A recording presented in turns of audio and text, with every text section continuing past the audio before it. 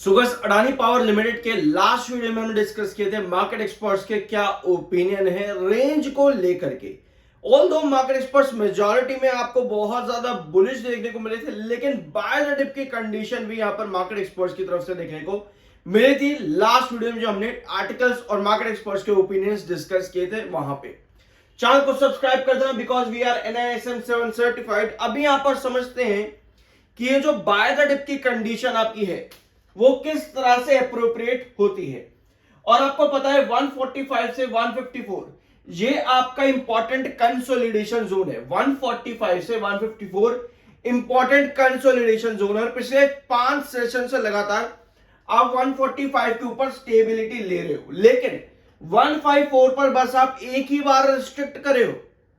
154 पे आप सिर्फ एक बार रिस्ट्रिक्ट करे हो। हमें देखना यह है और समझना यह है कि अकॉर्डिंग टू मार्केट एक्सपर्ट्स अगर आपकी बाय द डिप की कंडीशन चल रही है अडानी पावर में, अगर आपकी इस तरह की कंडीशन है अडानी पावर में और पिछले 5 सेशन से लगातार आपको कंसोलिडेशन दिख रहा है, ऐसी कंडीशन पर चार्ट पर आप ऐसा क्या रखोगे कि ये बाय द डिप आपको एकदम अप्रोप्रिएट साबित रहे।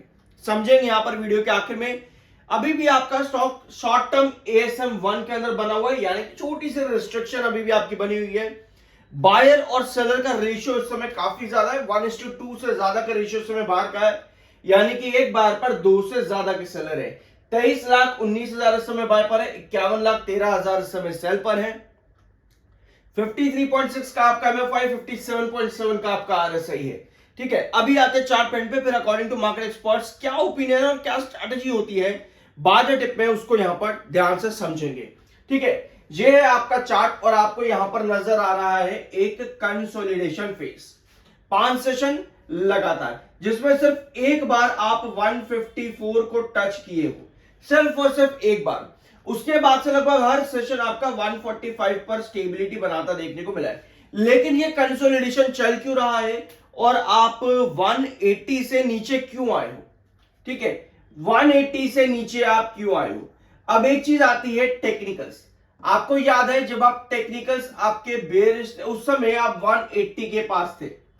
अब अगर हम सिर्फ टेक्निकल पॉइंट ऑफ व्यू से देखें या फिर खबरों के पॉइंट ऑफ व्यू से, तो आपको खबरों के पॉइंट ऑफ व्यू से ये वाली रैली देखने को मिली थी जो कि अडानी हिंडनबर्ग केस में सेबी की तरफ से क्लीन चिट की अपडेट थी, तो आपको ये रैली देखने को मिली। लेकिन उसके बाद में ये डाउनफॉल क्यों आया? आपको तो रैली कंटिन्यू होती देखने को मिलनी चाहिए थी, तो उसका रीजन आता है आपका टेक्निकल बेयरिश। लेकिन सिर्फ इतना ही नहीं, अगर आप लॉन्ग टर्म पैटर्न देखोगे तो आपको यहां पर एक क्लियर कट सेम पैटर्न आपको देखने को मिलेगा। इस पैटर्न को हम कहते हैं कप एंड हैंडल पैटर्न, यहां से यहां तक की कंडीशन। इसी वजह से हमने 145 मार्क करा हुआ है आपका कि ये आपका इंपॉर्टेंट बेस बनना जरूरी है, क्योंकि कप एंड हैंडल में आपकी क्या पोजीशन क्रिएट होती है। कप एंड हैंडल के अंदर आपकी पोजीशन कुछ इस तरह से फॉर्म होती है यहां पे। ठीक है, कप एंड हैंडल में आपका पहले कप फॉर्म होता है, उसके बाद में एक हैंडल जो कि डाउनवर्ड पैटर्न के अंदर आता है, जो आपका अभी आपको इस समय नजर भी आ रहा है ये वाला। ठीक है, जिसमें जो हैंडल की पोजीशन आती है वो आपके एक सुप्रे यानी कि एक बेस के पास आती है, और अकॉर्डिंग टू चार्ट 145 वो आपका बेस है, क्योंकि ये पुराना आपका क्या रहा है, ये पुराना आपका रेस्ट्रिक्शन रहा है। और जो पुराना रेस्ट्रिक्शन होता है ऊपर से नीचे आते समय वो आपका बनता है बेस यानी कि सुप्रा। तो ये कंडीशन इस समय आपकी है ऑन चार्ट। अगर हम ऑन चार्ट अभी टेक्निकल से रखें तो आप न्यूट्रल पर हो और आप एक बेस क्रिएट कर रहे हो हैंडल की पोजीशन पे 145 के पास में। यहीं से ही बार बार आपको रिकवरी देखने को मिल रही है, बट अगले ही सेशन में सेलिंग आने की वजह से आप बार बार 148 145 इस रेंज के बीच में घूम रहे हो। अगर आपको यहां पर ये कप एंड हैंडल का फॉर्मेशन कंप्लीट करना है तो ऐसी कंडीशन पर 154 आपका ब्रेक होना जरूरी है। ये वाला लेवल ये ब्रेक होना जरूरी है 154, ये वाला ट्रेंड आपका। अगर ये ब्रेक नहीं हो पाता, ऐसी कंडीशन पर आपका एक बन जाता है वहां पे elimination of cup and handle pattern. इस पैटर्न का आपका एलिमिनेशन होता है। ठीक है, और ये एलिमिनेशन होने के पीछे के रीजन क्या हो सकता है, फैक्टर्स क्या हो सकते हैं? अगर हम टेक्निकल पॉइंट ऑफ व्यू पर समझे तो ऐसा कोई फैक्टर अभी टेक्निकल पॉइंट ऑफ व्यू पे नहीं है। अगर हम चार्ट पर समझे तो चार्ट पर भी ऐसा कोई फैक्टर नहीं है कि आपका कप एंड हैंडल एलिमिनेट हो जाए। कप एंड हैंडल एलिमिनेट होने की चांसेस बनते हैं आपकी मार्केट की क्या कंडीशन अभी आगे देखने को मिल सकती है, क्योंकि आपको पता है अभी आपके पास रेट कट आना बाकी है। ठीक है, रेट कट अगर नहीं आता है, अगर रेट कट नहीं आता तो वहां पर मार्केट रहेगा कॉशियस, और मार्केट जितना कॉशियस रहता है मार्केट के अंदर छोटा सा एलिमिनेट भी या फिर आप कहो कि छोटी सी चिंगारी भी वहां पर मार्केट को आग लगा देती है। ऐसी कंडीशन पर मार्केट गिरता है, और अगर ये कंडीशन आपकी बनती है, रेट कट आपका नहीं आता है, तो उस कंडीशन के अंदर आप चार्ट में कप एंड हैंडल एलिमिनेट कर देते हो। फिर वहां पर आपका 126 के आसपास एक इंपॉर्टेंट सुपरा बनता है, यानी कि क्रूशियल एज, ठीक है, यानी कि क्रूशियल बेस 126 के पास में आपका क्रिएट होता है। ऐसी कंडीशन पे आई गेस आपको ये सारी कंडीशंस यहां पर समझ में आ चुकी होंगी कि क्या हमको इस समय चार्ट पर चाहिए। 145 से 154 हमारा इंपॉर्टेंट कंसोलिडेशन है। अगर 154 ब्रेक करता है यानी कि ब्रेकआउट करता है, तब ऐसी कंडीशन पे हम एक cup and handle position create कर रहे हैं, और कप एंड हैंडल में आपका एक कप फॉर्म होता है, उसके बाद एक डाउनवर्ड पैटर्न जिसको कि हम हैंडल कहते हैं, और फिर आपका बनता है ब्रेकआउट। ठीक है, ये होती है कप एंड हैंडल की पोजीशन। लेकिन अगर 154 नहीं ब्रेक करता और 145 के नीचे 145 के नीचे की पोजीशन आपकी बनती है, तो वहां आपका 126 के आसपास एक इंपॉर्टेंट बेस बन जाता है। तो ये कंडीशन इस समय आपकी है अडानी पावर में।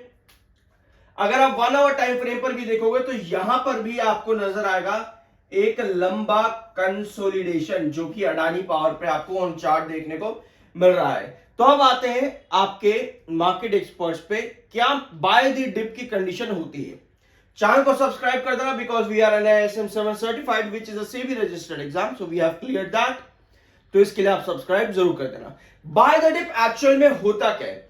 लोग बाय द डिप को बहुत आसान समझते हैं कि भैया मेरी जेब में पैसा है, मैं आराम से अपना डिप में बाय करूंगा और मेरा पोर्टफोलियो बहुत स्ट्रांग रहेगा। लेकिन बाय द डिप इतना आसान नहीं होता समझना।